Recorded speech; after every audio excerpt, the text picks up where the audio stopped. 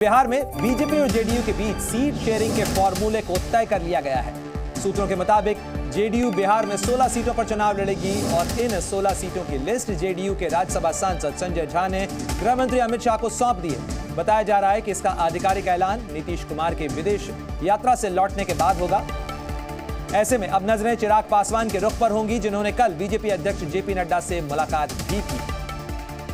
तो बिहार में एनडीए के सीट शेयरिंग फॉर्मूले को लेकर जो पेंच फंसा हुआ था वो सुलझता हुआ अब नजर आ रहा है और माना जा रहा है कि संजय झा ने जो लिस्ट सौंपी है उससे एनडीए के अंदर जो पेंच उलझा हुआ था वो सुलझ सकता है। और माना जा रहा है कि चिराग पासवान की जो मुलाकात हुई है बीजेपी अध्यक्ष जेपी नड्डा से, उसके बाद भी जो मुश्किलें थी वो दूर हो सकती हैं।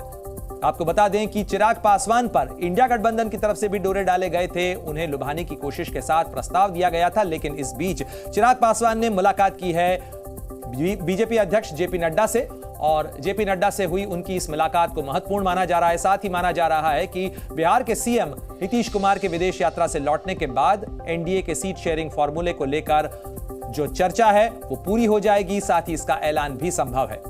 और देखिए ये गणित क्या है, किस तरीके से उभरता हुआ नजर आ रहा है, उसकी एक तस्वीर आपको दिखा रहे हैं। 2019 के लोकसभा चुनाव के अंदर बीजेपी 17 सीटों पर चुनाव लड़ी थी, जेडीयू 16, एलजेपी 6 और ऐसे में जो इंडिया गठबंधन की बात की जाए तो उसमें कांग्रेस एक सीट के ऊपर जीती थी और आरजेडी के खाते में एक भी सीट नहीं आई थी। यह लोकसभा की 40 सीटों का बिहार का गणित है जो 2019 के लोकसभा चुनाव में सामने आया था। बात की जाए अगर इंडिया गठबंधन की तो वहां पर केवल कांग्रेस के खाते में एक सीट आई थी और जेडीयू को एक भी सीट हासिल नहीं हुई थी। लेकिन एनडीए की अगर बात करें तो 17 सीटों के ऊपर बीजेपी और जेडीयू दोनों ने चुनाव लड़ा था। ऐसे में बीजेपी का स्ट्राइक रेट 100% था, वहीं जेडीयू ने 17 में से 16 सीटें जीती थी। तो बिहार में जेडीयू को 16 सीटें अब मिल सकती हैं, इस तरीके की चर्चा सामने आ रही है। सूत्रों के मुताबिक संजय झा ने कल अमित शाह से मुलाकात की थी। अमित शाह बिहार के दौरे पे भी थे और वहां उन्होंने तमाम जो पार्टी के नेता हैं उनके साथ भी मंथन किया था, उनके साथ भी चर्चा की थी। और इसके बाद जो मुलाकात सामने आई वो चिराग पासवान की भी सामने आई, जिन्होंने मुलाकात की बीजेपी अध्यक्ष जेपी नड्डा से।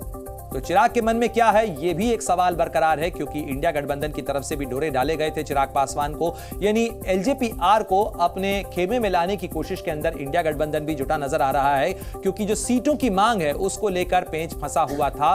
और अब जो तस्वीर उभर रही है बिहार के अंदर 40 लोकसभा सीटें हैं और ऐसे में माना जा रहा है कि बिहार में जेडीयू 16 सीटों पर चुनाव लड़ सकती है।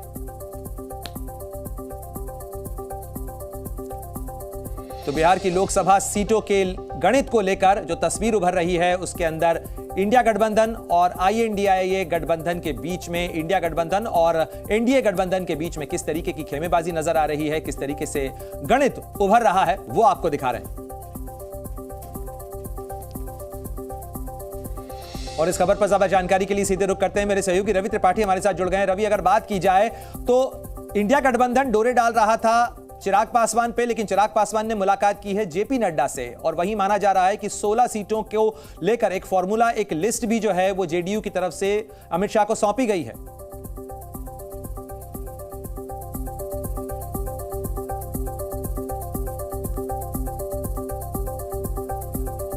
हम कोशिश कर रहे हैं रवि त्रिपाठी से संपर्क करने की, लेकिन ऐसे में बड़ी खबर आपको बता रहे हैं, लोकसभा चुनाव 2024 के लिए बिहार का गणित अब साफ होता हुआ नजर आ रहा है और एनडीए गठबंधन के अंदर किस तरीके से सीट शेयरिंग का फॉर्मूला आगे बढ़ेगा वो आपको बता रहे हैं। जी न्यूज़।